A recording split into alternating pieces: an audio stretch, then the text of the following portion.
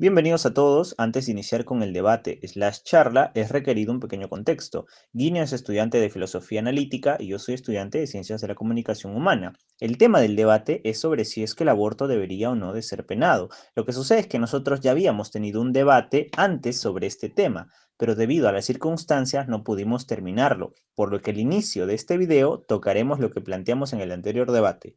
Bueno, eso sería todo. Disfrútenlo. Mando por PDF, pues. Ah, interesante, interesante, bro. Pero, bueno, ¿qué opinas? A ver, bueno,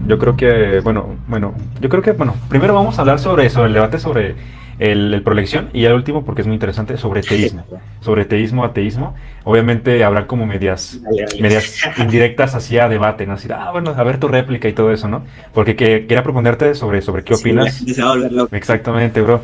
Entonces, pero primero obviamente hablamos sobre eso porque, bueno, sobre el debate sobre proelección, no sé si ¿qué opinas de los argumentos que emití, etcétera, bro? ¿Cómo ves? Ujú. Un segundo, voy a agradecer a Miguel, muchas gracias. A ver, los argumentos que me planteaste se me hacen interesantes Ujú. porque, en cierta forma, ¿no? Se habla se habla de el trabajo en conjunto, Ok. pero que el trabajo en conjunto solamente puede darse con individuos racionales Ajá. y que el nasciturus no es un individuo racional. Pero sí Exacto. le encontré ciertas objeciones en el momento y luego pensándolo después, también como Ujú. que la racionalidad Ujú. en sí misma no puede atribuirte un valor significativo si es que no está sujeta al pensamiento, porque se sabe que los animales también razonan en sí. Ahora, si Ajá. es que decimos no, entonces no es el razonamiento, sino es el pensamiento aquel que te da ese valor. Entonces Ujú. se podrían matar sin inconveniente a bebés de pues hasta los 8 o 9 meses más o menos, que es Ujú. cuando recién empiezan a tener los primeros rasgos de pensamiento. Ujú. No, es la percepción del dolor en base a las sensaciones. Ujú. Entonces no se podría abortar hasta más o menos la semana 11, semana 12, porque, o sea, si es que bien no hay un dolor como tal, como nosotros lo conocemos, que es la interpretación de los estímulos negativos en base a nuestro sistema nervioso, lo que sí hay es un aumento de estrés significativo. No sé si sabes que, por ejemplo, cuando se le hacen cirugías a los fetos, que ya no son embriones, sino pasan a ser fetos, semana 11, semana 12, tienen que sedarlos. ¿Por qué? Porque se mueven, porque perciben estrés a causa de las Ujú. agujas. Entonces, no Ujú. es como que lo que estás despedazando no es Ujú. un humano que pueda percibir este acto de destrucción, Ujú. sino que sí lo percibe y por ende eh, considero que en esta perspectiva el que sea razonal o no ya no es tan relevante, porque si Ujú. queremos ser una sociedad que de verdad trabaje en conjunto, la pregunta sería que trabaje en conjunto para qué. ¿Para aquellos que tienen un nivel de raciocinio elevado o para proteger a los más indefensos, que es el principio de la penología? Incluso en la praxeología, que es la que estudia las causas humanas y sus consecuencias, Ujú. se dice, ¿no?, que no se pueden normalizar ciertos actos en la sociedad porque no importa que tú seas educado de forma correcta, si algo Ujú. está normalizado, tarde o temprano tú lo vas a terminar normalizando. Y es más o menos lo que pasa, o sea, si es que no hubiese una gran oposición a lo que es la normalización del aborto inducido, Ujú. estaríamos en una sociedad que cada vez pierda más el interés por sus hijos, ¿no? De hecho, y es súper alarmante saber que hay países en donde el aborto es legal, entre comillas, porque es no punible, el número de personas con síndrome de Down se ha reducido en más de un 90%. ¿Por qué? Porque no importa si tiene 7 meses, 8 meses, 9 meses, ven que tiene síndrome de Down y ya no Ujú. existe este valor de compromiso de la madre con su hijo. Como es un producto a causa de algo que no quisieron o que les causa estrés o que les causa un pesar monetario, deciden Ujú. deshacerse de él. Y esto a mí se me hace un peligro Ujú. para lo que es la comunidad, porque hay una diferencia entre comunidad y sociedad, ¿sí o no? La Ujú. comunidad es aquella que se basa en el contrato social, por eso es una sociedad. Claro. La sociedad se basa en la oferta y la demanda. Tú me das seguridad y yo te entrego parte de mi libertad. En cambio, una Ujú. comunidad es un grupo de personas que siguen un mismo valor, un mismo objetivo. Entonces, qué peligroso que el objetivo que sigan ciertos individuos en una comunidad sea el hecho de que hay seres humanos que valen menos por su poca capacidad de raciocinio. Ujú.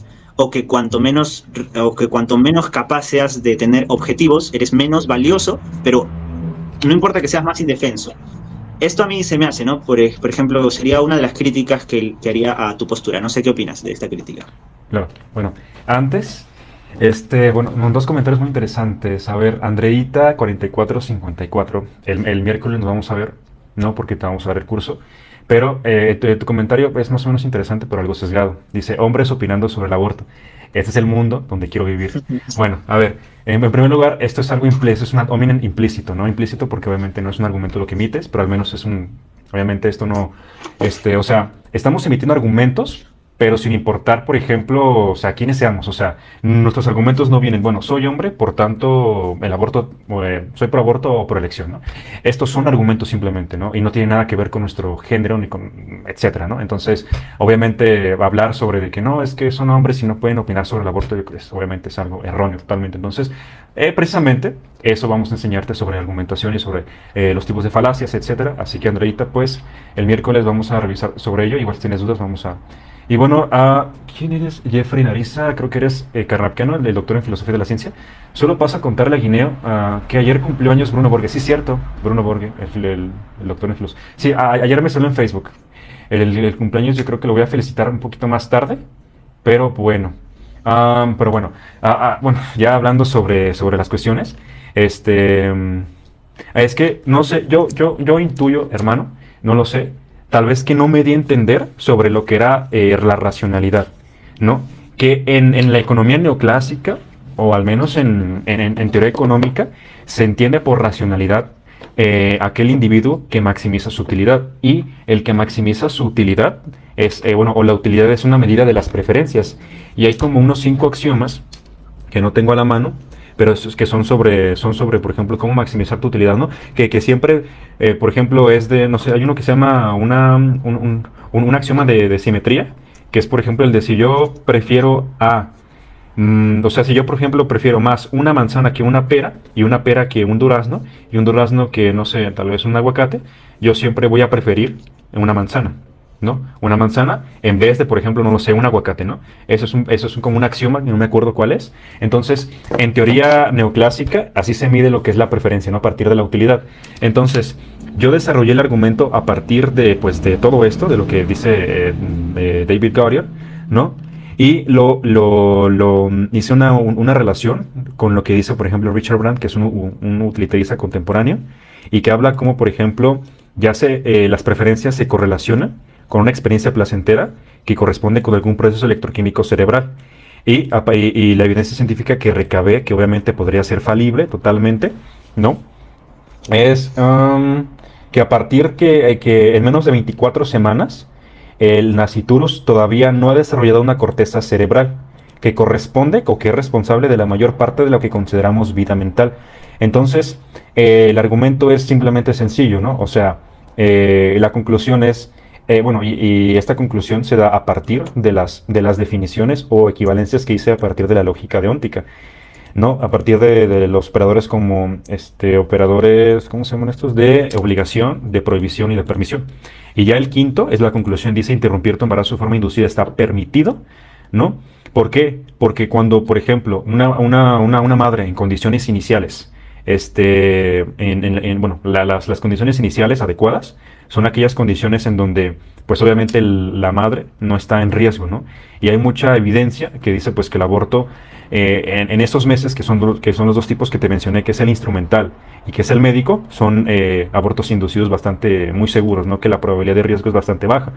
Entonces, pues, podemos inferir que regularmente los abortos legales y inducidos con esos dos tipos de lo que son abortos inducidos, pues generan pocos riesgos y no minimizan la utilidad de nadie. Al contrario, maximiza la utilidad de la madre porque la madre prefiere abortar y el médico está maximizando la utilidad de la madre. Ahora, ¿estamos minimizando la utilidad del nasciturus? No, porque como te había comentado, el nasciturus todavía no desarrolla la corteza cerebral, que es responsable de la mayor parte de lo que consideramos vida mental. Por tanto, pues no podríamos considerarlo un individuo racional. Ahora, después de las 24 semanas que ya desarrolla, igual obviamente corríjanme, lo que es en la corteza cerebral, que voy a seguir repitiendo, que es responsable de la mayor parte de la vida mental, entonces obviamente ya el nasciturus ya va a ser un individuo racional que que ya va a tener preferencias actualizadas, ¿no? Tal vez preferencias básicas, pero las va a tener. Y obviamente debe ser totalmente un delito y éticamente inadecuado lo que es abortar mayor a las 24 semanas. Y aparte, pues también tenía yo argumentos de los principios de la ética biomédica que utilizan pues muchos pro vida, en especial pro vida científico. Pero bueno, hermano, ¿qué opinas? Claro, a ver, con respecto a el principio de que se interpreta mal lo que es la utilidad como tal, lo entiendo Ujú, perfectamente, entonces cambio mi refute, ¿no? Y sería el siguiente. Pero antes de eso, aplicando ujú, lo de las 24 semanas, no sé bajo qué estudio tomó eso David G, voy a decirle, porque la corteza cerebral empieza a desarrollarse desde mucho antes. De hecho, es de las primeras ujú, cosas en aparecer. Ahora, tal ujú, vez él determina que en esa semana ya hay un desarrollo total de cierta parte, ¿no? Pero la corteza cerebral se sigue desarrollando incluso después del nacimiento. Bueno, no la corteza como tal, pero el cerebro. O sea, ujú, por eso es que recién un bebé puede llegar a tener pensamientos a los 8 o 9 meses. Antes de eso no. Incluso antes de eso ni siquiera es capaz de levantar su cabeza por cuenta propia. O sea, ujú, todavía le falta desarrollar muchas cosas en la zona del cerebro. Entonces, ujú. no sé cuál es ese momento, o sea, no sé cuál es ese chasquido que considera David Gorrat para decir, ya, acá sí ya piensa y acá no piensa, ¿no? O tal vez es un periodo no de un día, tal vez es un periodo de una semana o de un mes, Ujú, pero este pensamiento gradualista yo considero que nuevamente también es un peligro, porque si nos basamos en aquellas decisiones que puede tomar un individuo, y ya no tanto en qué tan útil es para la sociedad, sino las propias decisiones que son aquello que maximizan sus preferencias, pues entonces, ¿cuál sería la utilidad en este sentido de los bebés incubados?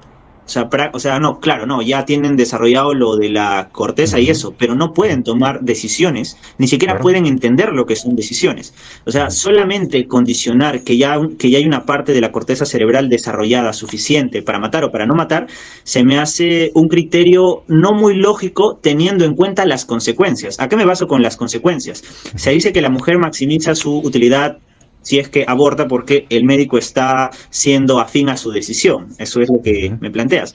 El ujú, inconveniente aquí es qué hace luego de que aborta. Tenemos casos como los de Irene Velar, por ejemplo, más de 10 abortos en un país en donde el aborto era completamente legal y la razón por la que lo hacía era simplemente porque quería vengarse de su esposo, entre comillas. Y ujú, no es el ujú. único caso. Hay otro caso, por Interesante. ejemplo, de un concurso en el que solamente podían ir madres embarazadas, la mujer se embaraza, pierde el concurso y va a abortar a los 4 o 5 meses más o menos, ¿no? Entonces Ujú, es como que las consecuencias de aplicar el gradualismo a la interrupción voluntaria del embarazo es muy peligrosa, porque si ya no nos basamos en el simple hecho de que son seres humanos, estamos colocando eh, este, condicionantes que pueden ser muy caprichosas, como por ejemplo ujú, decir en la semana 24, sí, tiene 24 semanas y unos cuantos días más o menos, ujú, no, pero ¿qué pasa aquí? Por eso es que los abortos suceden hasta los 9 meses. ¿Por qué? Porque, o sea, por eso es que la gente en los países donde el aborto se legaliza no hacen nada cuando una mujer aborta hasta los 9 meses. ujú. Ahora, si tu postulado no es este, no es que el aborto no deba ser penalizado, debería ser penalizado después de las 24 semanas, nuevamente te diría que este postulado de el desarrollo de la corteza cerebral no se me hace muy plausible. ¿Por qué? Porque si nos basamos en las decisiones, nuevamente, los bebés incubados no pueden tomar decisiones. Incluso Ujú, un bebé antes de los 8 meses no puede tomar ningún tipo de decisión, ni siquiera puede entender su propia realidad. ujú, Entonces, o por ejemplo, no sé, un poco más exagerado, pero que también aplicaría a esto sería una persona que está en coma.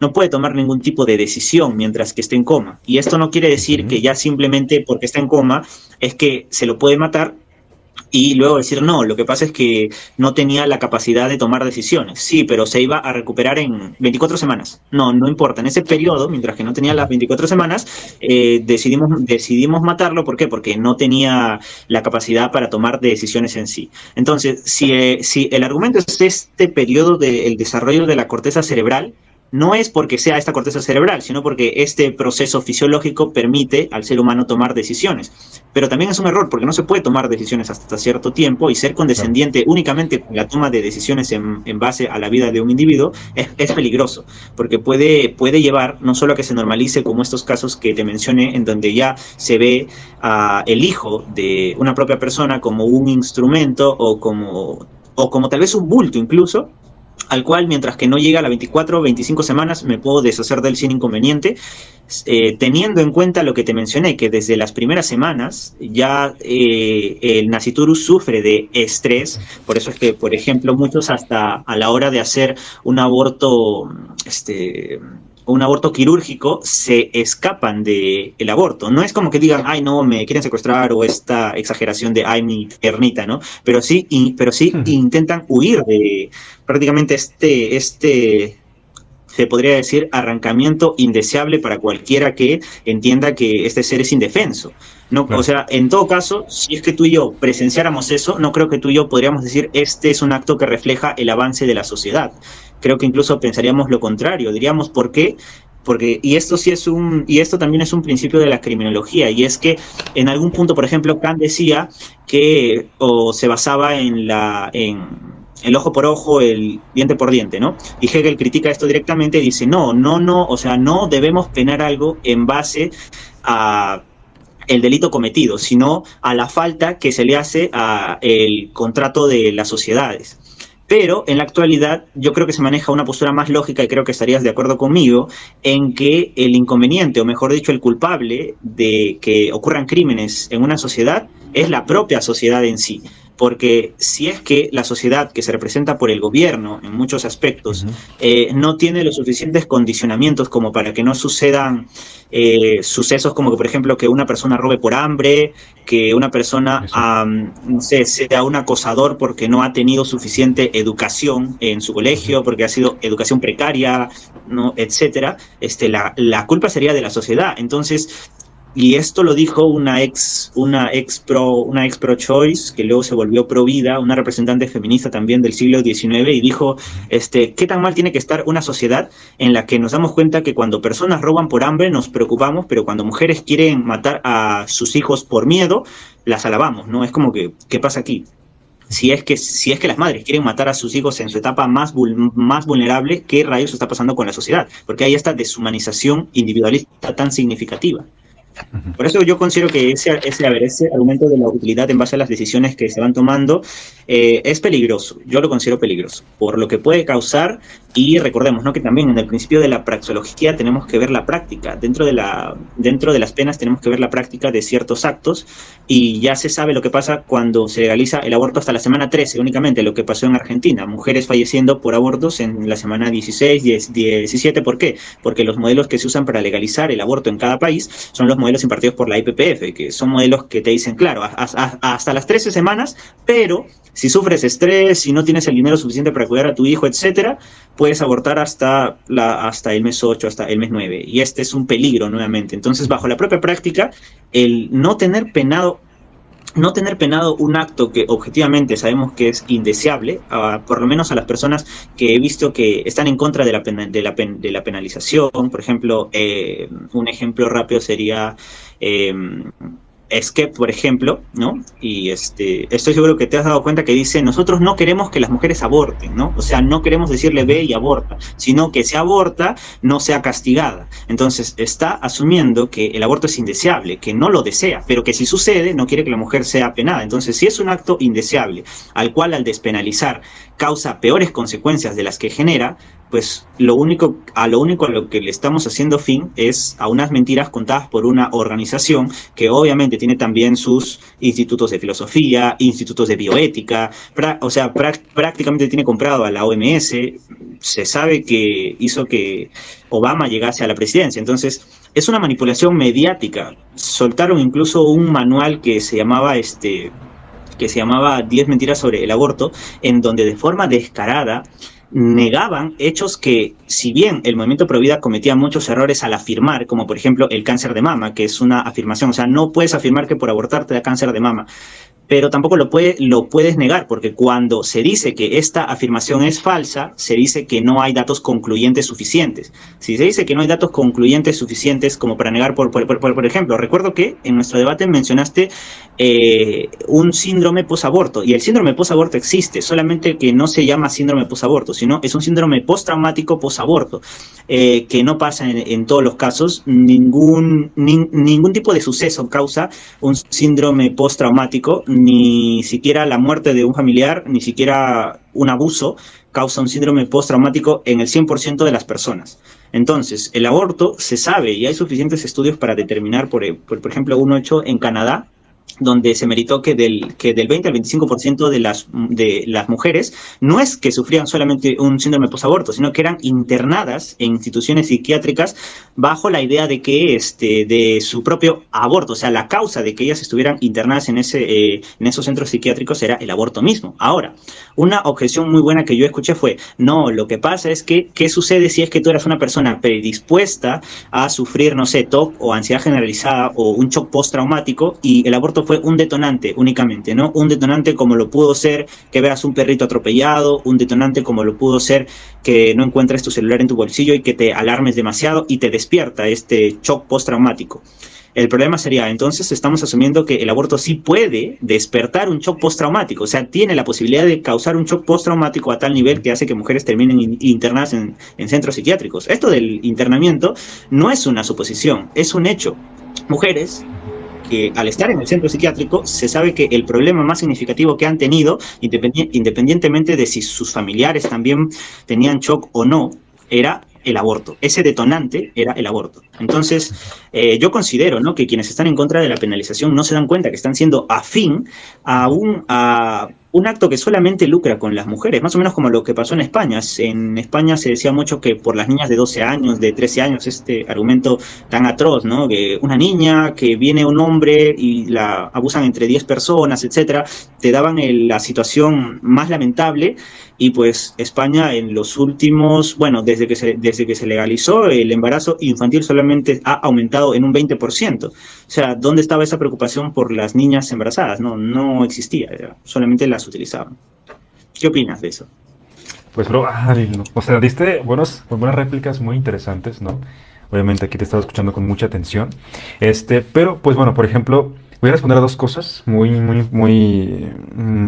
que dijiste con anterioridad. Y por cierto, amigas y amigos, esto no es un debate, por eso no hay moderador y pues bueno, tampoco hace falta, pero esto solamente es una charla, ¿no? Ya que la vez pasada, pues sí, tuvimos como un debate, pero bueno, sobre la cuestión de las personas que no pueden tomar decisiones, ¿no? Obviamente ellos ya poseen estados mentales, por tanto podemos inferir que tienen preferencias. Obviamente no tienen esa capacidad para tomar las elecciones, pero sí tienen preferencias y obviamente esas preferencias no están actualizadas, sino que son potenciales, ¿no? O al menos podríamos decirlo así, ¿no? Las preferencias están potencializadas y obviamente, ¿no? Una preferencia, como te había comentado, está ligada a estados mentales, ¿no? Entonces, por tanto, podemos decir que después de las 24 semanas, a pesar de que un individuo tenga una deficiencia mental, tiene estados mentales. A pesar de que, por ejemplo, no sé, después un feto, bueno, no sé cómo se le llaman nasciturus, después de las 24 semanas, no ya esté desarrollado, por ejemplo, su corteza cerebral, y podamos decir, por ejemplo, que tiene ya estados mentales, pues podemos decir que obviamente sería un delito y sería éticamente inadecuado quitarle la vida, ¿no? Pero muy bien. Ahora, quiero exponer aquí las virtudes de lo que es esta teoría ética, ¿no? Vamos a empezar con un metaargumento. Yo emití un metaargumento de cómo reflejaba que tenía tres virtudes esta teoría ética, ¿no? Que era el poder unificativo, ya que tiene la capacidad de unificar modelos normativos, políticos y económicos, y plausibilidad física, que esta virtud nos indica de que la teoría ética puede ser ejecutada por individuos de nuestro mundo actual. En pocas palabras, de que la normatividad sea posiblemente ejecutada, que sea físicamente posible. Y de ahí se deriva lo que es la capacidad resolutiva, que es la disposición de esa teoría a no solamente decirnos cómo actuar, sino de que incluye implícitamente una justificación de cómo construir una sociedad civil y por qué imponer y construir políticas económicas. Esto debido al poder unificativo y la plausibilidad física, que se sigue una de otra, ¿no?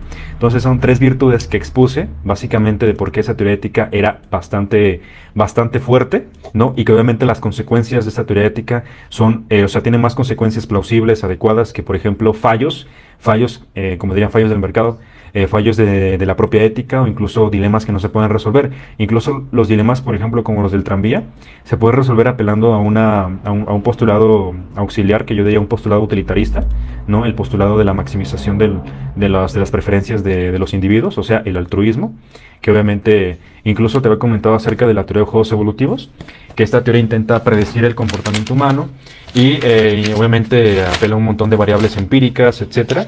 Y tres de los principales resultados a resolver ciertos dilemas como el del prisionero son la cooperación, el altruismo y la deliberación racional. O sea, que somos racionales, que intentamos maximizar nuestras preferencias, ¿no? Que intentamos, pero obviamente economistas conductuales le llaman racionalidad limitada porque no tenemos como esa capacidad estratégica de, por ejemplo, maximizar las preferencias o nuestras preferencias de forma como dice la teoría de la elección racional, ¿no? Que conocemos las estrategias de todos, que tenemos la capacidad, bueno, sí la tenemos, pero es muy complicado, ¿no? De ver las consecuencias de las elecciones, etcétera, ¿no? Pero sí tenemos esa intención de ser racionales, ¿no? A pesar, podríamos llamarla una racionalidad limitada, ¿no? Entonces, la teoría de juegos evolutivos indica que en una sociedad liberal, ¿no? Como por ejemplo, pues una sociedad liberal en donde, por ejemplo, una madre puede abortar, no puede generar consecuencias que yo te había comentado, tal vez sea una premisa un poquito oscura al principio, pero hay una estrategia que se llama equilibrio de Nash. El equilibrio de Nash surge cuando, por ejemplo, muchos individuos pueden maximizar su utilidad sin afectar sin afectar la utilidad de la otra persona, ¿no? Eso tiene que ver con la falacia suma cero, también se le llama, ¿no? La falacia suma cero es cuando, por ejemplo, crees que, bueno, vi ayer una noticia muy interesante, desde hace meses, donde, por ejemplo, o sea, donde venezolanos huyen o emigran hacia países vecinos, ¿no? Y los individuos las personas de esa región pues dicen, no, es que los venezolanos van a quitarnos nuestro trabajo, ¿no? Porque van a ocupar plazas de trabajo, etcétera. Pero esa es una falacia suma cero, ya que en una economía donde hay un equilibrio de Nash, ¿no? Donde, por ejemplo, se maximice la utilidad de todos, pues nadie económicamente puede afectar a nadie, ¿no? Entonces es un ejemplo para entender el equilibrio de Nash. Como en un equilibrio de Nash, nuestras acciones, por ejemplo, si yo quiero mejorar, no sé, si yo quiero comprar un Lamborghini o una casa, yo no estaría afectando a las demás personas, ¿no? Habría como una igualdad de oportunidades, ¿no? Ahora, ¿cómo podemos correlacionarlo a la cuestión del pro-choice? Pues con la cuestión de la libertad, con la cuestión de que, por ejemplo, en una sociedad civil en donde a las mujeres se les permita maximizar sus preferencias, ¿no? Pero sí, pero obviamente la madre va a mejorar su estado, su situación, pero sin empeorar el de ninguna persona, ya que hablamos de condiciones iniciales adecuadas, ¿no? Que sea aborto legal, seguro, y nada más eso. Entonces, si las mujeres pueden maximizar su utilidad sin lastimar a nadie, sin minimizar la utilidad de algún otro individuo, entonces pues podríamos decir que encontramos un equilibrio de Nash, ¿no? Porque no está afectando a ninguna persona, ¿no? O sea, sus decisiones, sus preferencias, sus elecciones no están afectando a ninguna persona. Y pues sí, yo me basaba en esta cuestión, ¿no? Que obviamente diste una réplica bastante interesante acerca del gradualismo y la dificultad que tenemos de determinar en qué tiempo T podemos hablar de, por ejemplo, un cambio de estado, ¿no? Un cambio, por ejemplo, no sé, pues sí, un cambio de estado básicamente, ¿no? Entonces, esa es una buena objeción, pero a través de la pura regularidad, ¿no? A través de esto, podemos determinar, sí, que menor a las 24 semanas la capacidad de los estados mentales de un individuo son muy bajos, que no podríamos hablar de vida mental, ¿no? Podríamos hablar más o menos de una cuantificación. Y después de las 24 semanas ya podríamos hablar de estados mentales desarrollados, en donde se ve involucrada, por ejemplo, los intereses, los deseos y las preferencias. Entonces, pues sí, ya terminando este argumento, pues podríamos determinar que después, a las 24 semanas, habría más estados mentales y por tanto obviamente sería un delito quitarle la vida a un nasciturus. ¿Por qué? Pues porque ya sería un individuo racional. Ahora, como menos de las 24 semanas un individuo, en este caso un nasciturus, no tiene una corteza cerebral desarrollada y por tanto no tiene estados mentales totalmente desarrollados, podamos determinar que ese individuo no es racional y que la madre sí puede maximizar o mejorar su estado, ya que no estaría minimizando la utilidad, por ejemplo, del nasciturus, ya que él pues no tendría preferencias, este individuo, ¿no? Entonces, a partir de esto, a partir, por ejemplo, de la teoría ética que te di tres virtudes bastante importantes, podríamos decir que la teoría ética y sus derivaciones son muy fuertes, son bastante fuertes incluso ante cualquier réplica que se les podría hacer, obviamente no sería infalible, habría contraargumentos interesantes, pero, bueno, ya terminando ese, vamos a terminar otro argumento, es el de los equilibrios de Nash. El equilibrio de Nash es una estrategia en teoría de juegos evolutivos, que es una que se le llama estrategia evolutivamente estable. Entonces, las estrategias que sean evolutivamente estables son estrategias que van a perdurar y van a conservar nuestra especie.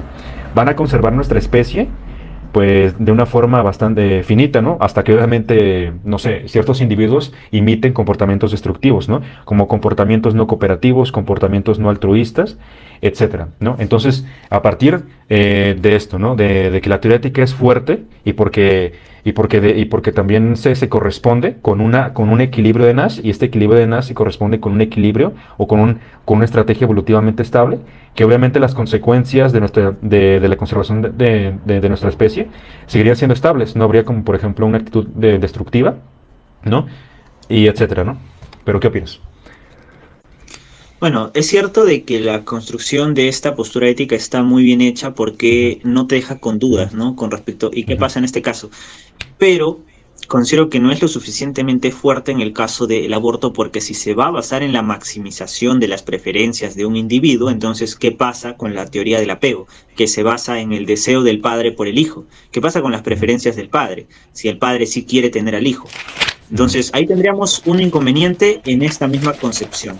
La ujú, segunda sería, claro, y una pequeña corrección, sí se mata a una persona porque si usas el término nasciturus, nasciturus ujú, es en participio futuro, persona por nacer.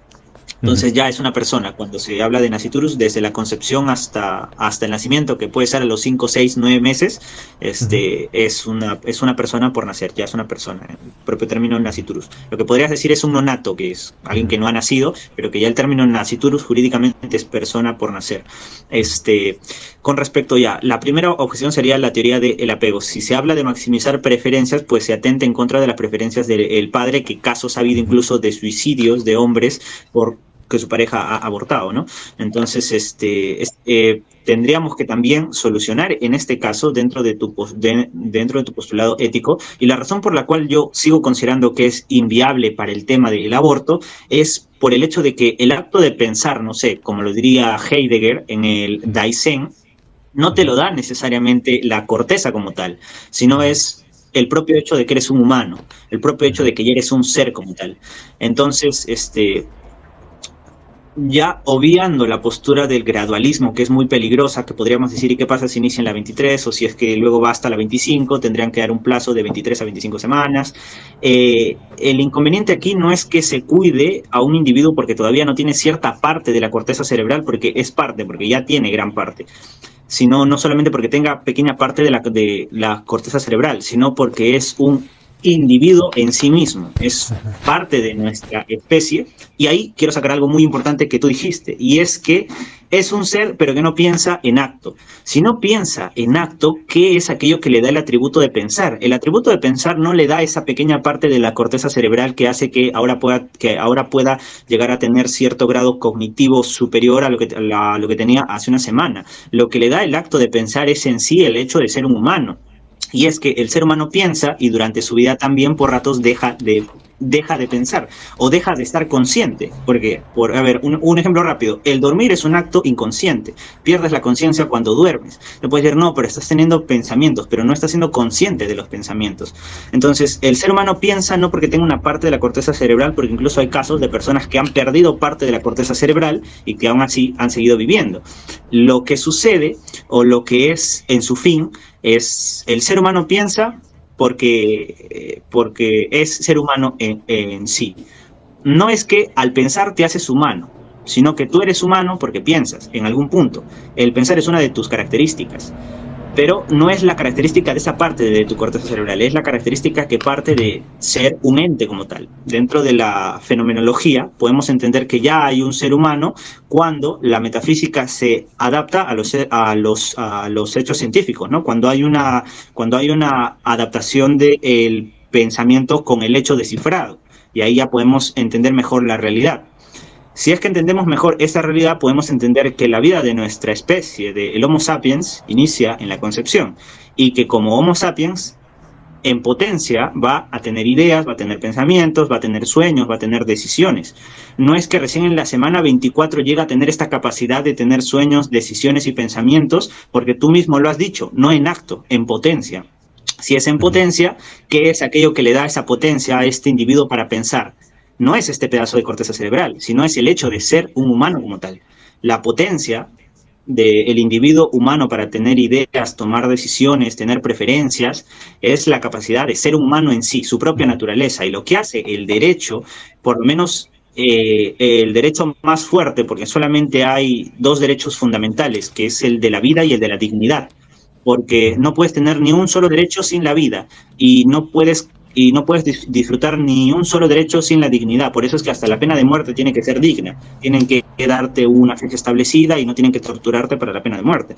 Entonces, bajo estos dos preceptos no se le da al individuo a partir de las 24 o 25 semanas. Si es que vamos a hablar de un orden jurídico que tiene que estar bien establecido, no podemos minimizar a nuestra propia especie por el simple hecho de que le falta un pedazo de la corteza cerebral que ya está desarrollada desde antes. Solo que por eso te digo, no sé en qué se basa o en qué se basa este postulado de que a partir de las 24 semanas ya tiene algo que lo diferencia, porque incluso dentro de la propia neurofisiología de los fetos se sabe que hay variantes. Por eso es que hay algunos que pasan a ser fetos a las 8 semanas, otros a las 9, otros a las 9 con unos días. Depende del desarrollo que estén llevando. Entonces, no me parece un argumento plausible en el tema del aborto. En tal vez otro tema podría ser muy efectivo, pero en el tema del aborto se está minimizando a la especie humana por un pedazo de corteza que no se ha desarrollado, y lo peor es que ese argumento de la corteza es en base a que en potencia va a tener ideas, pero la capacidad de tener ideas no se la da esa corteza, se la da el hecho de que es un ser humano como tal. Entonces creo que ahí encontraría las flaquezas del planteamiento. No sé qué opinas tú. Pero de hecho es una teoría muy interesante porque siento que se puede aplicar en muchas ramas. En el tema del aborto creo que sí flaquea un poco, porque el aborto, para que sea justificado, necesita de tener necesita de olvidarse de ciertos principios humanos y necesita centrarse en el individualismo como tal. Y por lo menos en la historia de la humanidad se ha visto tanto el fracaso del individualismo que intentar defenderlo es complicado. Es complicado, considero yo. Joan Lebrida diría que, por ejemplo, la única forma en la que la humanidad puede dejar de cometer los mismos errores es olvidándose del individualismo. En algún punto volvemos a ser comunidad, en un pequeño periodo de la historia. Nos olvidamos de la comunidad y volvemos al individualismo. Y así, como Santo Tomás de Aquino decía, ¿no? El ser humano cambia en tecnología, pero en su propia humanidad sigue siendo el mismo desde siempre. Siempre con los mismos vicios, los mismos errores, los mismos miedos, los mismos deseos, claro, ¿no? Obviamente que no había ningún filósofo que antes hubiese deseado tener una PC gamer, pero sí se entiende más o menos, ¿no? Este deseo de olvidarse de la realidad por medio de algún fenómeno inventado por nosotros mismos. El ser humano o se olvida de la realidad viendo las estrellas, o viendo las estrellas por una computadora. Entonces, considero que es peligroso en el tema del aborto porque defiende demasiado el individualismo y divide y fragmenta demasiado lo que es el ser humano indefenso, que es el principio de la penología, que es el principio de la penología nace para defender a los indefensos, y ahora se está justificando por qué se puede matar a este indefenso en base a un pedazo de corteza cerebral. pero este pedazo de corteza cerebral se usa para argumentar que en potencia va a tener pensamientos, pero no va a tener pensamientos por esta corteza, sino porque ya es un humano. Regresamos al pensamiento no individualista de que todos los humanos en cierto punto deben de ser considerados como, bueno, y acá sí ya te podría traer diferentes teorías éticas, la de Aristóteles, la del propio Kant, incluso un postulado cristiano. Yo considero que sí podría defenderlo incluso desde el propio cristianismo. Ujú. Entonces, ahí es donde le encontraría el error significativo a este postulado. No sé qué opinas tú. Pues es muy, muy interesante, pero tengo que decir que tengo contraargumentos a estas réplicas muy interesantes. Dejé mi lapicero, pero bueno, en primer lugar, la estipulación lockeana nos habla acerca, o sea, la estipulación lockeana fue planteada por Robert Nozick, un filósofo político, en su libro Estado, Anarquía, bueno, ya no me acuerdo mucho, pero iba así, Utopía, no, Estado, Anarquía y Utopía, algo así. Bueno, pero bueno, esta es una interpretación de Locke, ¿no? Acerca, por ejemplo, de que, por ejemplo, nuestro cuerpo y lo que podamos hacer con él siempre y cuando seamos maximizadores restringidos, tenemos toda la disposición de hacer lo que nos plazca, obviamente siempre y cuando no minimicemos la utilidad de los demás, y es lo que también implica la estipulación lockeana, que podemos mejorar nuestra situación sin empeorar la de los demás. O sea, podemos hacer lo que nos dé la gana, pero sin causalmente empeorar o afectar las capacidades de maximización de la utilidad a las demás personas, ¿no? Entonces, en este caso, con la cuestión del padre, pues lamentablemente la madre tiene todo el derecho de elegir qué hacer con su cuerpo, ¿no? Ya que, como había comentado, pues el nasciturus, o al menos el feto, el individuo, se encuentra dentro de la madre, ¿no? Y está en el cuerpo de la madre. Entonces, como había comentado, ¿no? El individuo, pues sí, no tiene, o su corteza cerebral no está totalmente desarrollada y por tanto no tiene preferencias. Creo que obviamente la réplica, pues sí, la réplica más interesante fue la del gradualismo, ¿no? La de no poder determinar exactamente los cambios de estado.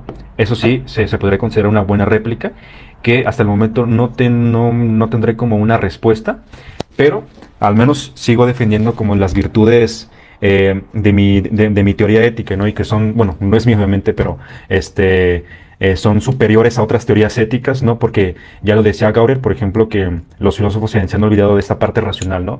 De los intereses de las personas. Y como te había comentado también, este postulado no solamente es individualista, pero obviamente nada de malo, nada de éticamente inadecuado es ser individualista. Pero también la teoría de juegos evolutivos predice no solamente que somos racionales, o sea, que queremos maximizar nuestras preferencias o que somos un poco egoístas, sino que también cooperamos, por eso hay una sociedad civil, y que el altruismo, o sea, existe el altruismo, claro que sí, claro que hay personas que están dispuestas a maximizar los intereses o preferencias de otras personas a temponiendo, o sea, minimizando la suya incluso, ¿no? Entonces sí, aquí la cuestión es esa, que simplemente la madre regresando a la réplica anterior, tiene el derecho de su cuerpo de hacer lo que más le dé la gana o sea, ella mejora su estado, pero sin minimizar la de la otra persona. En este caso no hay ninguna persona a la que afecte porque concluimos que lo que es el feto o el nasciturus no tiene no tiene estados mentales totalmente desarrollados para hablar de una vida mental. Ahora, sí quiero remarcar la cuestión de que no pensamos porque seamos humanos, sino que ya de forma más precisa los filósofos de la mente, en este caso los fisicalistas no reduccionistas, establecen una dependencia entre estados mentales y cerebro o estados neurofisiológicos, ¿no? Entonces de ahí viene o de ahí se correlaciona todo, toda la dependencia entre estados neurofisiológicos y estados mentales, ¿no? Que son dos partes distintas, pero los estados mentales, según los fisicalistas reduccionistas, son estados físicos, pues porque dependen de lo que son estados neurofisiológicos. Entonces podemos decir que hay una correlación entre estados mentales y estados neurofisiológicos. Y voy a aplicar aquí un ad populum, ¿no? En donde el consenso general en filosofía de la mente para hablar de si los estados mentales existen o no, es que, pues, por ejemplo, Jacob Kim, este, David Lewis, entre muchos más, también David Armstrong, están de acuerdo en que los estados mentales están correlacionados con los estados neurofisiológicos y que por tanto obviamente no pensamos porque seamos humanos, sino que pensamos porque tenemos una corteza cerebral y todo un aparato, un andamiaje cerebral, ¿no? Y en este caso, la psicología folk, que es la psicología popular, de la que también hablan muchos filósofos de la mente, pues se basa en estas creencias, en deseos y...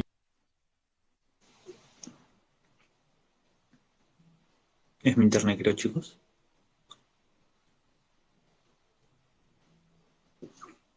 Chicos, ¿se me lajeó a mí o se le lajeó al compañero? Creo que se le lajeó al compañero. A ver, díganme si es que... Ah, ya, es de él. Hay que esperarlo, hay que esperarlo. Se le ha lajeado. Estoy ejercitando todo lo que me está diciendo para recordarlo sin apuntar. Estoy tratando de apuntar pequeñas cosas. Pero es muy interesante. No eres tú, es él, dice. Oh, no. Eso parece como cuando terminan con una persona. ¿Por qué me estás dejando? Es que no eres tú, es él. ¿Quién es? Tu mejor amigo. No. No, Diana, no te preocupes. Son postulados que a mi parecer son interesantes. Hay que, o sea, es una perspectiva diferente Ujú, que yo ujú. estoy recibiendo. ¿Qué pasó? ¿Qué pasó? ¿Regresó? Ah, ya. Sí, es que se me apareció la de 20% de batería. No, pero bueno. Uy, Este, no te preocupes. Bárbaro. Sí, entonces estaba comentando. ¿En qué me quedé, por cierto? Ah, ya, te quedaste en los estados, en que Ujú, los estados mentales no eran ujú, necesarios o sea, no era únicamente porque tú eras un ser humano, sino que ujú. dependían de la corteza cerebral y ibas a mencionar una teoría Una teoría. Ay, caray. de Sí, los es estados que. mentales. Dijiste, ajá, o sea, Ajá. dijiste que los estados mentales dependían de y hasta ahí me quedé. Ah, sí, que podemos inferir que los estados mentales dependen de estados neurofisiológicos.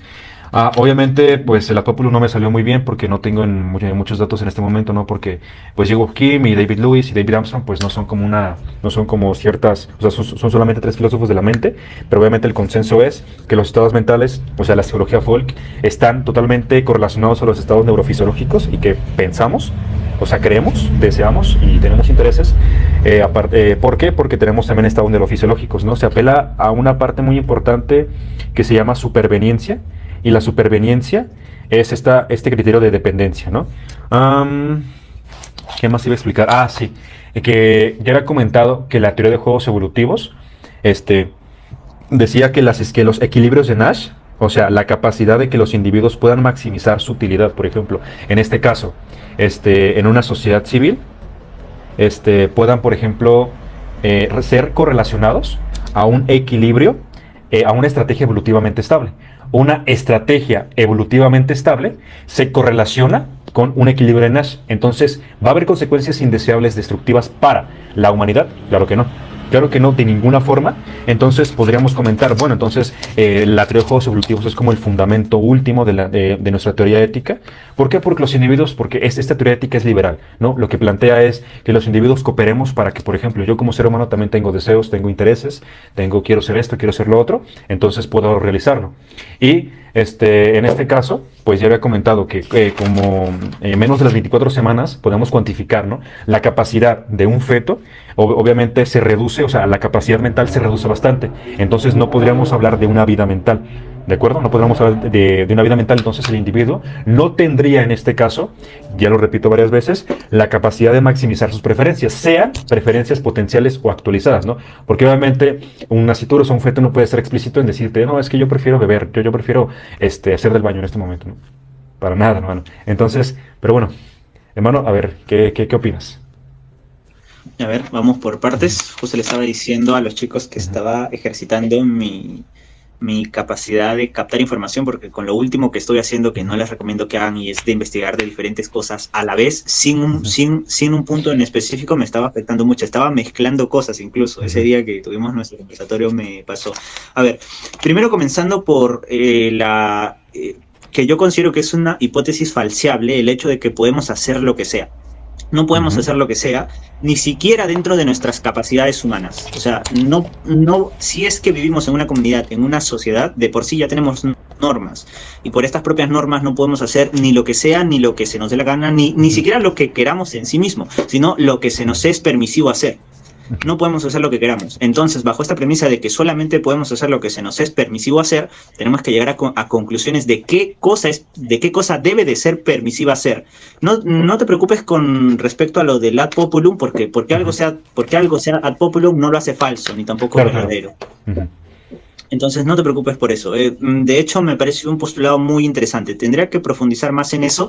uh De -huh, lo único que sé por ejemplo, psicología conductualista es el hecho de que para que haya psicología conductualista como tal dentro de lo que es, o sea, la neurociencia, el ser humano, y esta es una teoría de David Hume, que se comprueba bajo esta conclusión neurológica, o mejor dicho, bajo esta conclusión de la neurología, es que para que hayan pensamientos tienen que haber manifestaciones, pero tenemos que entender esas manifestaciones a través de nuestros sentidos.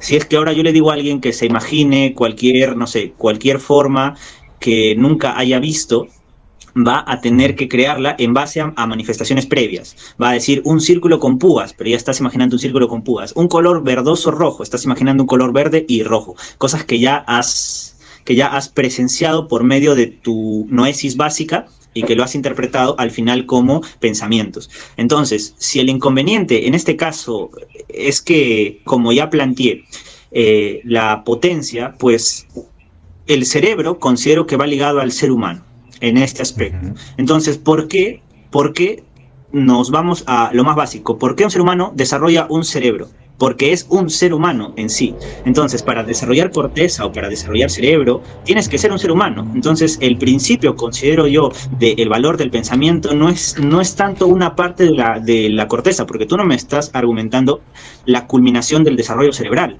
sino me estás argumentando una parte del desarrollo de la corteza en la cual ya puedes tener cierta, es que ni siquiera es una interpretación, porque para que interpretes algo tienes que estar abierto a las manifestaciones. Entonces, por eso lo considero también un error. Además, si vamos a teorizar de que uno puede llegar a maximizar preferencias a una potencia en base a lo que percibe de la realidad, entonces un nasciturus ya podría hacer esto. ¿A qué me refiero?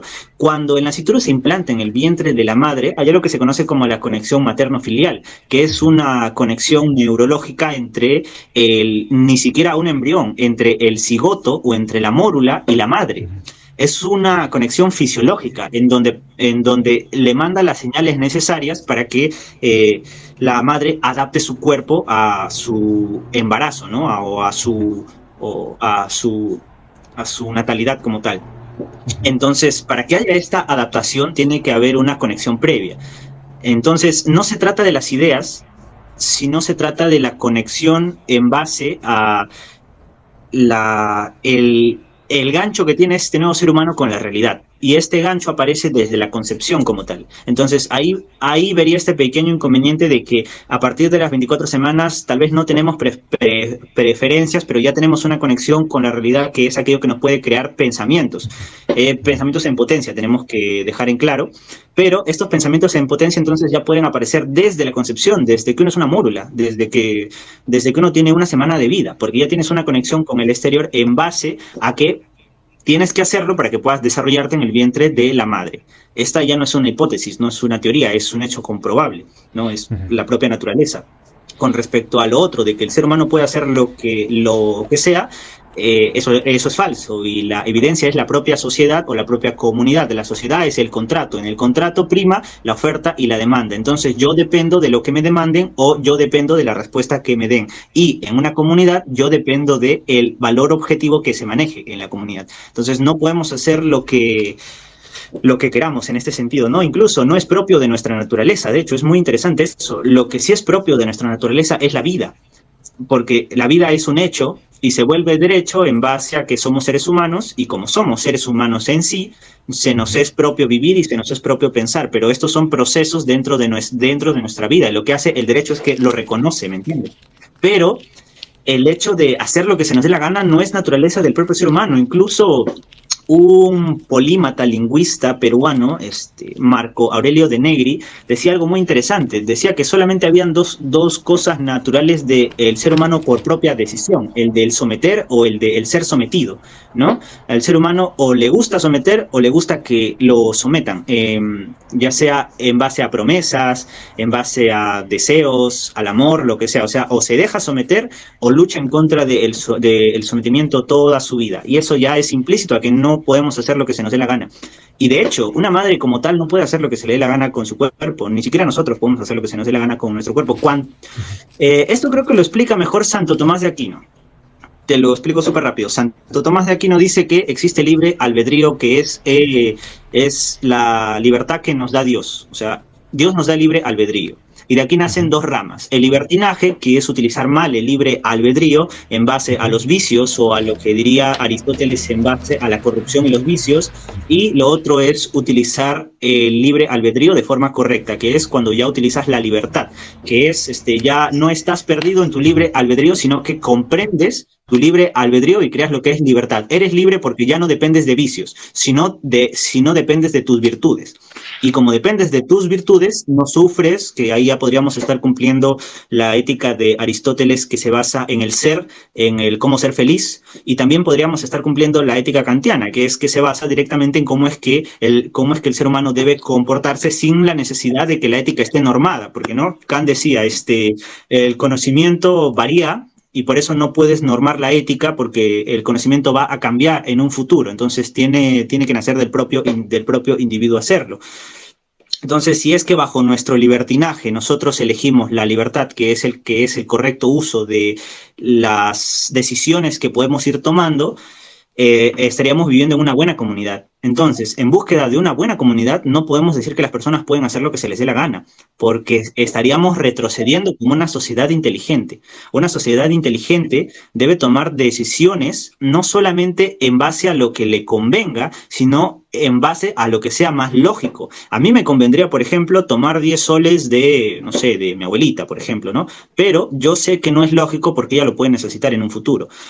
Entonces, una sociedad, y que no solamente sea inteligente, sino que sea una sociedad comunitaria. Y por eso digo que tu ética me parece muy buena en ese aspecto, porque en otros aspectos de la sociedad podría funcionar perfectamente, como lo sería, por ejemplo, en la cooperación. La cooperación humana es necesaria, pero para que haya cooperación humana tiene que haber también sacrificio humano. Para que tú cooperes con alguien tienes que estar sacrificando un interés personal por otra persona. Y lo más fundamental dentro de la naturaleza, por así decirlo, estructural de los seres humanos en base al sacrificio, es el que hace una madre por su hijo. Es el que hace una madre durante 9 meses, porque es el único método en el cual llegamos al mundo. Pueden decir, no, pero existe la implantación in vitro, no, la fecundación in vitro, perdón, pero también esto depende de un vientre. Ahora, se habla de transhumanismo también, que más adelante van a haber vientres de alquiler convirtiéndonos en máquinas. Ese considero que es un tema muy interesante que podríamos hablar más adelante. Pero en la actualidad, el único método que tienen los seres humanos para llegar al mundo y para conocer el valor primordial es a través de su madre. Y el valor primordial es el amor en una sociedad. Si no hay amor, la sociedad se vuelve individualista, egoísta, caprichosa. Y si somos una sociedad egoísta, caprichosa, etcétera, tú puedes querer convencerme de que yo sea afín a lo que quieres en base a que tú quieres una mejor sociedad. Y yo quiero, por ejemplo, yo quiero simplemente gozar de placeres, ¿no? Acá podríamos hablar de que, por ejemplo, tú quieres un consenso y yo quiero un disenso. ¿Por qué deberíamos aceptar tu consenso? ¿Por qué tu consenso sería más lógico que mi disenso, si es que mi disenso a mí me da más placer, me da más felicidad, me da más goce, ¿no? A mí disenso, como soy más fuerte que tú, soy más alto que tú, yo quiero que las decisiones se tomen en base a lo que yo quiero y no en base a lo que sea mejor para los dos, porque a mí no me importa lo que pase con tu vida.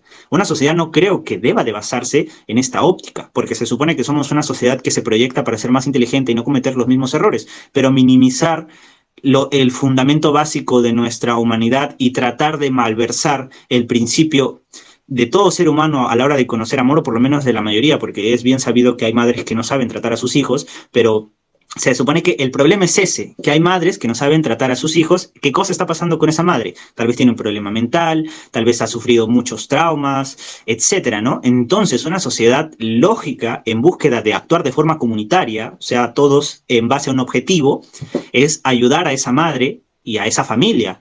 No dejarla con sus problemas y que mate a su hijo y atentar en contra de este principio comunitario. Podemos decir no, pero es más lógico porque podría ser que la mujer luego de este aborto, no sé, consiga una carrera universitaria. Entonces, nuevamente estaríamos actuando bajo el individualismo. Si podemos excusar actos que objetivamente son atroces, y no es un act terrorífico, que es argumentar por medio del terror y de argumentos terroríficos, pero creo que todos estamos de acuerdo en el hecho de despedazar a un pequeño, aunque grite y no se le puede oír, es algo atroz. Entonces, ¿por qué ser condescendiente con esta atrocidad en base a que podría tener buenos efectos cuando la propia evidencia existencial nos dice otra cosa? Tenemos a Ben Carson, por ejemplo, que nació con una madre con depresión crónica en la pobreza total y se volvió se volvió secretario de Vivienda de los Estados Unidos y hasta ahora ha salvado a más personas que muchas otras que han nacido en familias privilegiadas y que han sido deseados como tal. Entonces, si se habla de maximizar, yo creo que lo que primero se debe hacer es primar el, el amor, el respeto hacia nosotros mismos y hacia nuestra familia como tal, ¿no? Porque el pilar de toda sociedad es la familia. Una sociedad sin familia se viene abajo. Entonces, yo considero que tu teoría ética es muy buena en base a que puede funcionar en muchas áreas de la sociedad, pero en el aborto atenta contra principios básicos de un orden comunitario.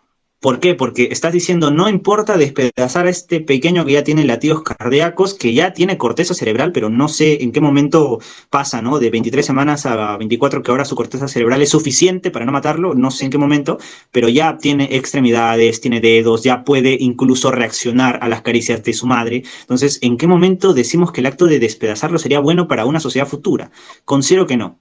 Bajo ningún postulado suena lógico de que se busque crear comunidad y crear conciencia en las personas a que se hagan responsables de sus actos, porque lamentablemente la sociedad cada vez se vuelve más condescendiente con la falta de obediencia. Y no es que la obediencia deba de basarse en la imposición, la obediencia debe de basarse en la lógica y en el entendimiento. Entonces debemos ser una sociedad lógica, que converse, pero la mayoría de postulados que defienden el aborto no lo hacen bajo la lógica, lo hacen bajo la idea de que una mujer debe decidir sobre su cuerpo únicamente por eso. Y el hecho de que decidamos por nuestro cuerpo es algo que ya está incluso regulado. ¿Por qué? Porque podríamos vender nuestros órganos, yo mañana mismo podría vender mi hígado porque me falte para comer, y este problema que causa la sociedad lo estaría pagando yo, cuando este problema es porque el Estado no ha sabido gestionar, por ejemplo, los impuestos, el Estado no ha sabido disminuir el desempleo, ¿no? No ha sabido disminuirlo. Entonces, por culpa de la sociedad, yo tengo que estar pagando y estar vendiendo mis órganos. No debería ser así, considero yo. ¿Qué opinas, compañero? De Correcto, hecho, gracias. conversar contigo me encanta, ¿no? Yo estoy feliz, estoy encantado. Igualmente, bro. Bueno, pero bueno, esto ya sería como lo último. Igual para, no lo sé, creo que ya es un poquito tarde, hermano, no sé cómo ves. Igual Sí, estuviera bien no te platicar. preocupes, ¿no? Ujú. Igual estuviera bien sobre, pues, sobre teísmo, pero igual mañana tengo que salir. Pero bueno, esto ya es lo último que menciono. Y es que yo creo que no sé si no me di a aclarar en esta cuestión, pero nunca dije que podríamos hacer lo que quiera. O sea, dije que somos maximizadores restringidos, ¿no? Que somos, o sea, por fuera de una sociedad civil, diría Hobbes, obviamente somos maximizadores directos, tenemos una libertad totalmente ilimitada, pero obviamente un maximizador directo, como es un ser racional, empezaría, por ejemplo, a ser demasiado egoísta y que incluso puede quitarle la vida a una persona, porque él quiere, porque quiere obtener sus cosas, ¿no? Pero dentro de una sociedad civil que es que se preocupa por la libertad de los individuos, ¿no? Porque si cooperamos, obviamente obtenemos un Estado, obtenemos un legislador, tenemos, pues sí, un Estado que nos protege y que hace cumplir los contratos. Entonces ahí ya podremos cumplir nuestros intereses, ¿no? Oh, quiero ser futbolista, quiero ser médico, quiero ser físico, no lo sé. Entonces, por eso, esa teoría ética se preocupa por las libertades de los demás, pero esto obviamente no implica que que las personas o los individuos puedan hacer lo que quieran, sino dentro, obviamente, de los límites de una sociedad. Pero, como había comentado, y repito, los seres humanos, a partir de la teoría de la elección racional, o al menos la teoría de juegos evolutivos, que predice la deliberación racional, pues somos seres que queremos maximizar nuestras preferencias, tenemos intereses y todo eso, ¿no? Pero obviamente, si queremos ser justos, tenemos que respetar los pactos, y tenemos que respetar lo que es la cooperación. Entonces, de ahí se basa el término maximizador restringido, que tú puedes maximizar tus preferencias, pero de forma restringida, restringiendo tus intereses. Un maximizador directo es maximizar mis preferencias, no importa las consecuencias, ¿no? Dentro de una sociedad civil, obviamente, para cumplir los pactos, para cumplir la cooperación, obviamente debemos ser maximizadores restringidos. Aquí ya respondo a la réplica que obviamente no podemos hacer todo lo que queramos, menos en una sociedad civil, porque tampoco eso sería un equilibrio de Nash. Porque obviamente que un individuo mate a otro y cometa ciertos actos que generen consecuencias indeseables, obviamente no habría equilibrio ahí. O sea, las personas no podrían maximizar su utilidad, sino que obviamente hay mucho peligro porque hay personas que no obtienen regulación mediante su conducta. Entonces, pues repito, esa teoría ética obviamente deriva que la cooperación dentro de una sociedad civil obviamente es mucho mejor que en una nueva sociedad, ¿no? ¿Por qué? Porque obviamente hay muerte, hay destrucción, ¿no? Y no se maximiza la utilidad de todas las personas, entonces no hay equilibrio. Entonces dejamos eso ahí. Y iba a comentar que, por ejemplo, en una sociedad liberal, ¿no? La estipulación lockeana, ¿no? Que ya había comentado que Robert Nozick habla acerca de, hace una interpretación del libro de los ensayos del gobierno civil de Locke, acerca de que es que, por ejemplo, si yo quiero mejorar mi situación, si yo quiero hacer lo que se me pega la gana, sin afectar causalmente a los demás, tengo mi derecho. Entonces, esto está estipulado, pues obviamente desde los postulados de esta teoría ética, ¿no? Que son dos herramientas muy importantes que había comentado, que es la elección racional y la teoría de juegos. Obviamente David Goyer, pues no habla acerca de las réplicas de esta teoría de juegos, pero la teoría de juegos evolutivos ya arregla todo este problema y sí predice que somos racionales, que sí somos cooperativos, que sí somos altruistas. Entonces no habría ningún problema, creo que ya te lo había comentado, no habría ningún problema, ninguna consecuencia. Habría que investigar sobre ello, acerca de cómo en un equilibrio de Nash, que obviamente involucra, por ejemplo, también consecuencias económicas, ¿no? Que el mercado es muy importante. Los equilibrios de Nash, yo lo expliqué, pues es un equilibrio en donde todas las personas pueden maximizar su utilidad sin afectar a nadie, sin que haya, por ejemplo, una injusticia, ¿no? Entonces, que por ejemplo la madre maximice su preferencia de abortar a pues a este individuo, no tendría consecuencias indeseables, no tendría consecuencias indeseables porque corresponde a un equilibrio, a una estrategia evolutivamente estable. Y esto está dentro de la teoría de juegos evolutivos que ya le comenté. Entonces, hiciera falta que me objetaras los equilibrios de Nash, si se corresponden o no con esto, que yo estoy 100% seguro que sí, que las madres que pueden, por ejemplo, un gobierno que no les permitiera abortar de forma inducida, obviamente sería un gobierno que es injusto. ¿Por qué? Porque no estamos en un equilibrio, ¿no? Y este equilibrio de Nash, pues también, sí, como he comentado, es un equilibrio que se deriva de las mejores estrategias de una teoría de juegos, ¿no? Y una teoría de juegos, pues está modelada a partir de estructuras matemáticas, ¿no? Entonces, toda esta parte está justificada dentro de la teoría de evolución o la selección natural. Entonces, la teoría de juegos evolutivos es la herramienta por excelencia que nos puede justificar, al menos nos puede explicar que las consecuencias de un equilibrio de Nash o que las consecuencias, por ejemplo, de que una madre pueda abortar sin minimizar la utilidad de ningún individuo, obviamente es una libertad, es un derecho que debe tener y no hay consecuencias indeseables. Los individuos seguirán siendo racionales y lo mejor seguirán siendo tendrán actitudes cooperativas y tendrán también actitudes altruistas, básicamente, ¿no? Entonces no habría ninguna actitud destructiva, no habría algo que, por ejemplo, violara esa estrategia evolutivamente estable. Ese es el punto. Y también implica que las personas tienen el derecho de poder incluso quitarse la vida. Suena intuitivamente antimoral, pero solamente es una intuición. Obviamente es una intuición. Incluso las intuiciones pues son sesgadas, ¿no? Obviamente hemos visto tanto, hemos aprendido tanto, hemos sido afectados por tantas cosas que obviamente ver obviamente a un individuo sufrir o no sufrir simplemente, no sé, eh, que refleje cierta conducta o no, pues ya, no sé, ya se nos hace como, uy, no, eso es un delito, pero obviamente es una intuición moral y una intuición moral siempre va ligada a los prejuicios o las proposiciones sesgadas. Entonces, incluso el suicidio o la eutanasia se podría derivar de aquí y lo mejor que tenemos es que parte de un equilibrio de Nash y este equilibrio de Nash corresponde con una estrategia evolutivamente estable, donde no hay consecuencias desagradables para la humanidad, no hay consecuencias donde, por ejemplo, la especie humana pueda acabarse, etcétera. Entonces, pues simplemente ser maximizador restringido involucra eso, que yo pueda mejorar mi situación sin empeorarle de nadie. En este caso, la madre no está empeorando la situación de nadie. ¿Por qué? Porque cuando es un aborto legal y cuando hay cero riesgos, pues obviamente, o sea, no pasa nada, pues no pasa nada. Y el individuo que está en la madre, como no es racional aún, ¿no? Y como he comentado, el argumento de la cuantificación, obviamente yo no puedo determinar en el tiempo cero, en el tiempo uno, este, el estado de la madre o el estado del feto, para ya ser más precisos, pues sí podré determinarlo en qué tiempo cero o en un tiempo T1, tiempo T2, ya el individuo ya tiene lo que son estados mentales o una vida mental. Pero a partir de la cuantificación y de la capacidad podemos decir que menos de las 24 semanas el individuo, los estados mentales del individuo que está dentro de la madre, no tiene estados mentales totalmente desarrollados y por tanto no tiene una vida mental totalmente desarrollada y no hay pensamientos, no hay creencias y no hay intereses y por tanto no hay preferencias, ¿no? Entonces, pues bueno, yo creo que hasta ahí termino, bro. Pero bueno, igual si quieres da la última. Sí, a ver. súper rápido sería, por ejemplo, un inconveniente dentro del postulado que se presenta, ¿no? Sería el hecho de que se estaría legislando a las consecuencias y no a las causas. El problema de legislar a las consecuencias y a no las causas es algo que se puede ver en la práctica en muchos países que han despenalizado el aborto, por así decirlo, y que el aborto aumenta, los abortos aumentan. El objetivo se supone que es justamente maximizar las preferencias, pero estas preferencias que se están maximizando son a favor de qué. ¿Cuál es el beneficio que se consigue? De hecho, considero que es más el perjuicio que el beneficio que se consigue a la hora de intentar maximizar las preferencias de una madre sobre la vida de sus hijos. No solamente por el peligro de normalizar esto en una sociedad.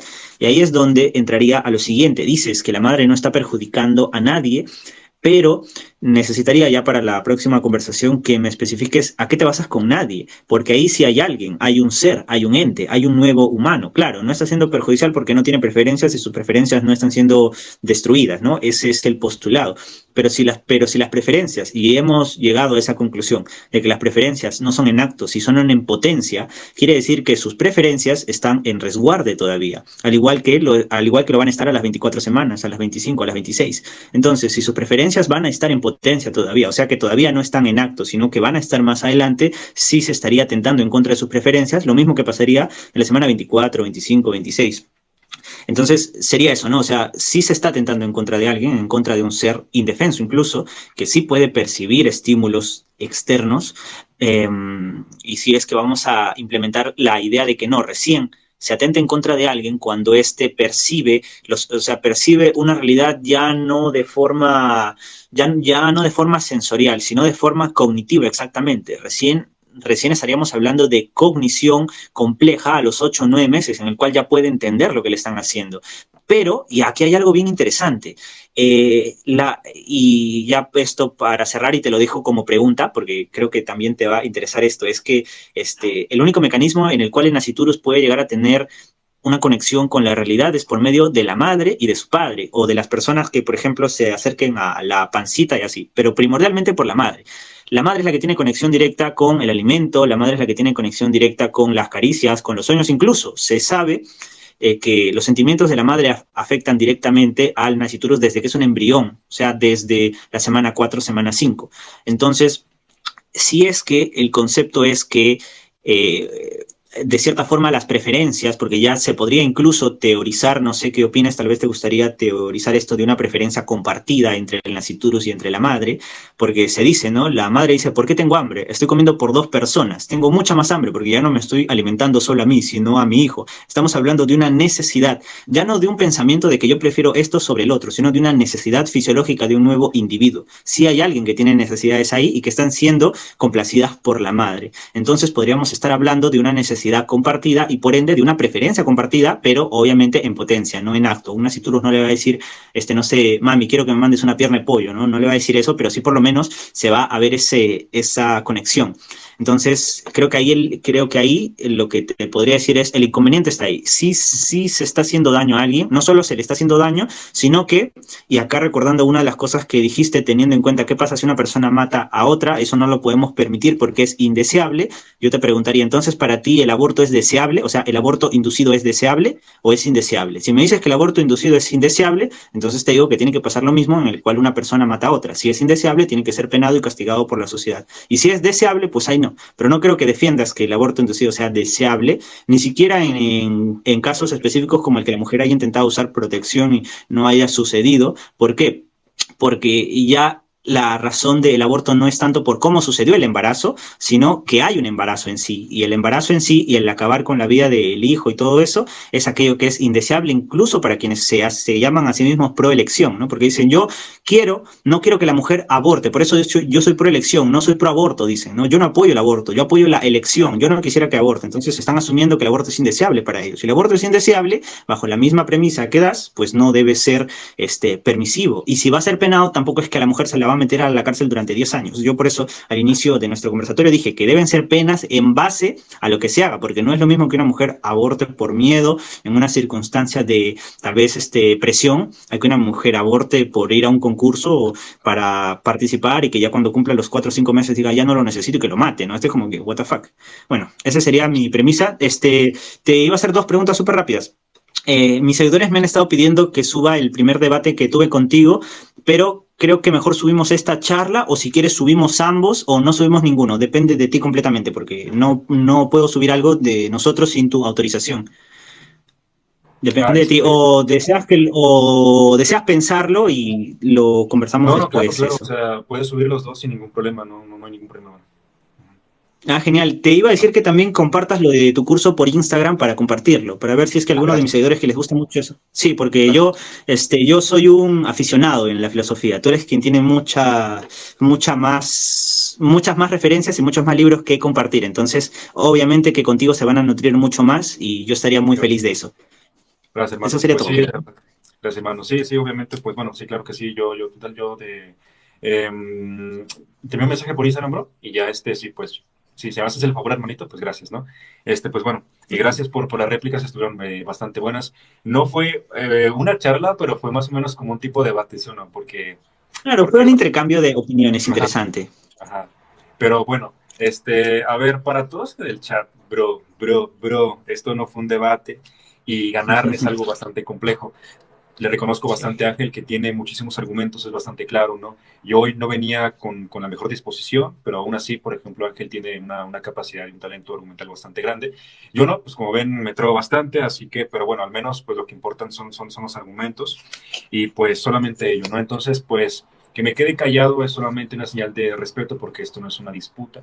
Obviamente, si yo hubiera hablado e interrumpido, pues Ángel o a ti, bro, pues obviamente hubiera sido una cosa catastrófica, ¿no? Y eso no es el punto, ¿no? El punto es intercambiar ideas, es oírte, que tú me escuches, ¿no? Y así plantear las réplicas. Entonces, pues bueno, del público que habla acerca de eso, ¿no? De que, ay, creo que lo mató, no sean mamones, o sea, la neta no, o sea, No, chicos, no. O sea, aprendan, ¿no? incluso, por ejemplo, claro, Sí, discúlpame. Incluso yo, por ejemplo, supongamos que estamos en un debate, gana aquel que entiende, no aquel que, o sea, incluso gana aquel que no tenía ese conocimiento previo. En este caso, nosotros queremos demostrar que los debates no son, no, pero acabas de decir esto y te interrumpo sin dejar que termines tu idea, porque puede ser que esté debatiendo, por ejemplo, no sé, un doctor en filosofía con un joven estudiante, pero que el joven estudiante tenga conocimientos que el doctor en filosofía no. Y porque está que lo interrumpe, no deja que se lo escuche y tal vez iba a dar un argumento que tal vez no sirva para este debate, pero sí para otro, porque a fin de cuentas es conocimiento. Y eso es algo que yo he hecho. A muchos argumentos teístas, muchos argumentos ateístas yo lo he usado en otros campos de conocimiento, en otros debates sobre política, sobre economía. Así que chicos, pierdan ese pensamiento de que en un debate es para destruir al otro. Un debate es para que ustedes salgan bien alimentados, con sus apuntes y con dudas. Lo más fundamental es que tengan dudas, porque cuantas más dudas, más respuestas. Y a más respuestas, más dudas. Y así, sin darse cuenta, van a llegar a un nivel en el que la vida va a ser más bella, por lo menos yo la veo más bella así, cuestionándome todo. Y siempre es un placer para mí conversar con Guiño. Es una persona que su contenido considero que tiene que ser más conocido. Yo soy un comunicador y lo que hago es que investigo, pero quien tiene mayor fundamento dentro de la filosofía es él. Ahí, si es que hablásemos de filosofía, yo me quedaría escuchándolo por horas a él, porque su conocimiento en filosofía es muy vasto. Bueno, pues hermano, un abrazo, bueno, hermano, como gracias. siempre. Igual te agradezco muchísimo que hayas estado aquí. Y pues sí, pues bueno, ya lo último es que pues también Ángel, tal vez no tengas mucho en filosofía, aunque obviamente sí tienes mucho conocimiento, pero sí tienes esa capacidad argumental. Sí, eres muy claro, sí eres muy claro con tus argumentos, sí los puedes detectar. Entonces, obviamente, pues ese es el fin del debate, ya lo dijiste, es nutrirlos a los demás de información, de referencias que puedan investigar y todo ello. Y pues ya la próxima, tal vez, pues sí podamos debatir sobre ateísmo, aunque obviamente, pues sí, acepto que me diste buenas réplicas, pero bueno, yo creo que ya podemos discutirlo o empezar el debate, bueno, otro debate sobre este tema, creo que más adelante, igual deja que termine aquí la construcción del curso, porque es algo que me ha estado saturando el tiempo, y ya podemos debatir sobre teísmo, ateísmo, etcétera, y todo ello, ¿va? Ese debate va a estar, pero candente, ¿ah? Va a estar candente. Uf, no. Neta, sí. El último debate sobre teísmo y ateísmo que tuve duró 6 horas, seis horas y algo. No manches, No, ¿no? candente. Pero bueno, Es que es un tema muy amplio, es un tema muy amplio. Bueno, claro que sí. un gustazo, hermano. Igualmente, hermano. Ya me Cuídate. voy saliendo. Un Claro que sí. gustazo. Adiós, hermano. Gracias.